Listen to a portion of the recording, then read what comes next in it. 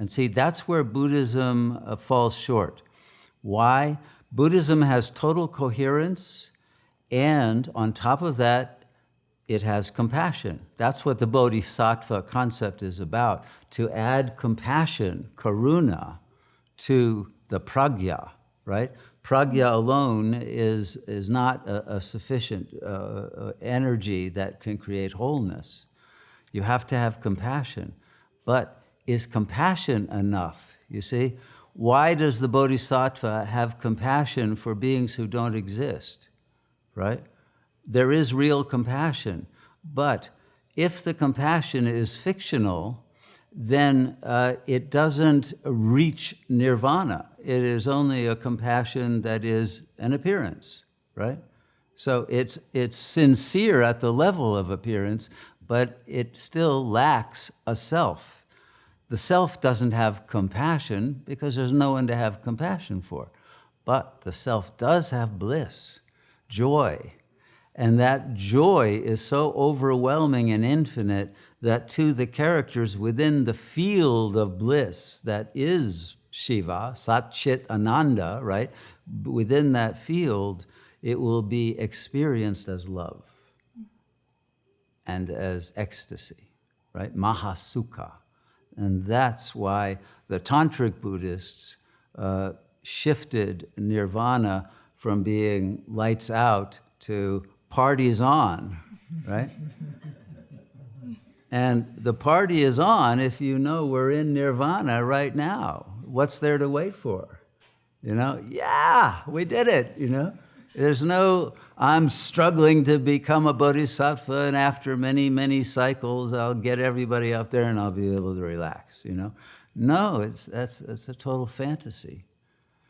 Why is it a fantasy that has to be part of it? Because you cannot have an ego without a superego, you see? And the superego is the demand that you be good. You be compassionate. You serve all these people. You can't be selfish and just go to nirvana and leave all these people to suffer, right? There has to be a superego. Now, you can have a superego as your mother, you know, from childhood who is still attacking you or, you know, telling you you're not enough or whatever, or your father or whatever. You're going to have superego voices that are commanding the ego to feel certain ways, usually lack, right? I couldn't make them happy, you know? I wasn't enough for them. They're suffering. It's my fault, you know? And so the ego is there to take the brunt of the blame for why the world is not working and why your family was miserable and traumatic in order to make you feel real. And if you're in anguish, you feel real. If you're just peaceful and you recognize you don't really exist, you know, you're not real. But that is reality, you see? So in the same way that in this chapter that I read from the Diamond Sutra, he says if you believe in a soul even, you can't be a bodhisattva, right? So what does that mean? There is no identifiable intelligence that can claim the possession of the I. Right? The great I am belongs to no one. Thank you.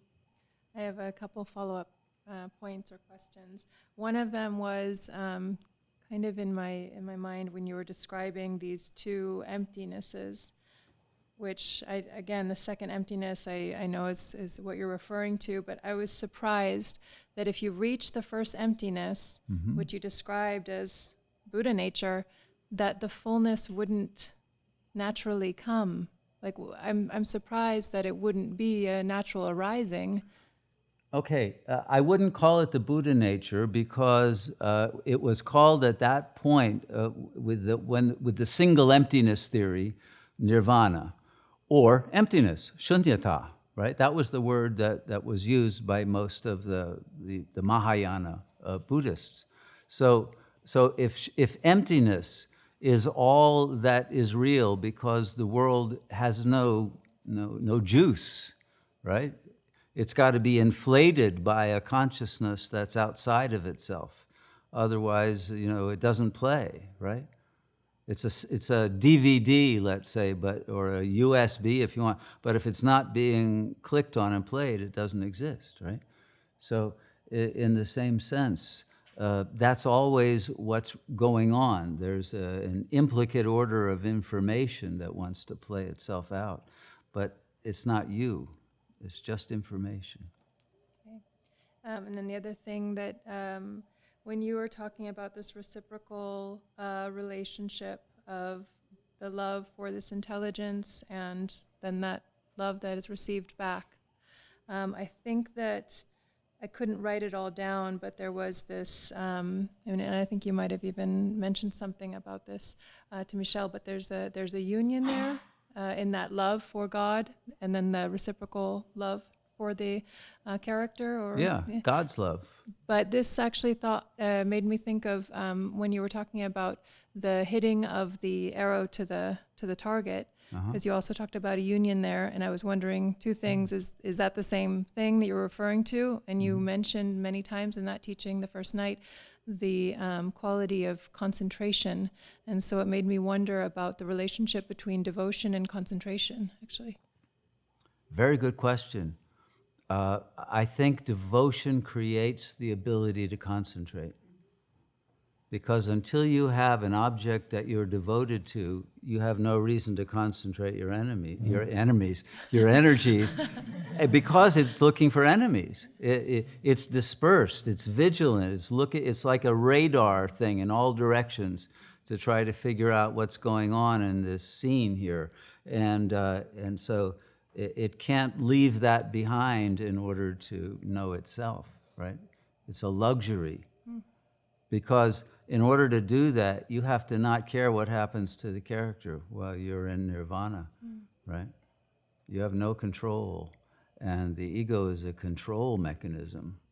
So it has to be deactivated in order for that Buddha nature to be realized. Thank you. I really actually appreciate that, because the question that I had was, well, what if I can concentrate, but it's on these lower enemies or these lower distractions? Maybe that's not even true concentration, or it's concentration being used in a way that's not going to be life-giving. That's what most egos do. There's a particular drive. I'm looking for something. They know the fix that they need, and they're looking for it, right? So the ego is always on the prowl for its fix. But who fixed it to have that fixation, you see? And therefore, who can deprogram that particular addiction and instead turn it into adoration? So would you say if there's an element of our character's life, let's say on this plane, that we're having a hard time concentrating on and completing or focusing on, to cultivate a sense of love for it, or what would be the... You have to become a literary critic and say, what is this character expressing? If I were an artist, the artist who wrote this character into the play, what was I trying to bring out that could only be expressed intersubjectively by a character with that particular worldview and set of attitudes, etc.? What is it that being, that mandala of energies is emanating into the world? Okay, thank you. No, I'm waiting to answer. Oh, I'm not going to get off that easy.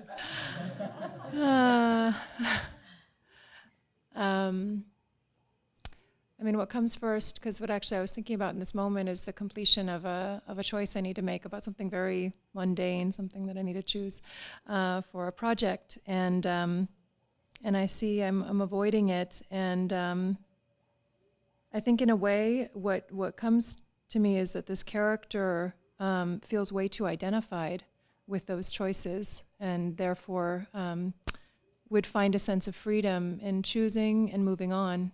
I don't know, like that's kind of what I like. The crux of it is like it's too much of an expression of myself, and I can't be defined, because what if it's not perfect, or what if it's not beautiful, or... But aren't you defining yourself as someone afraid to be defined?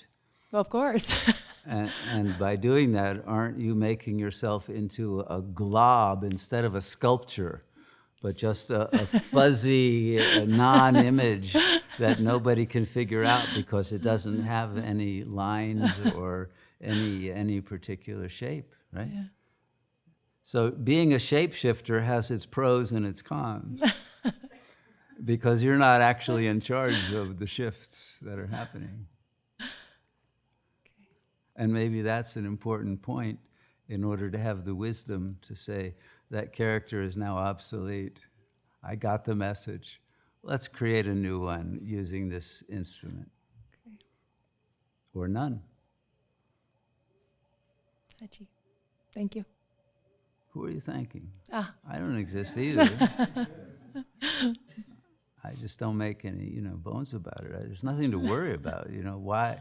You don't really want to exist. See, that's the problem. Most people don't want to be nobody, son of nobody, Yeah. right? Or daughter of nobody, whatever. But sorry, that's your name, whether you want it to be or not, right? There's no alternatives.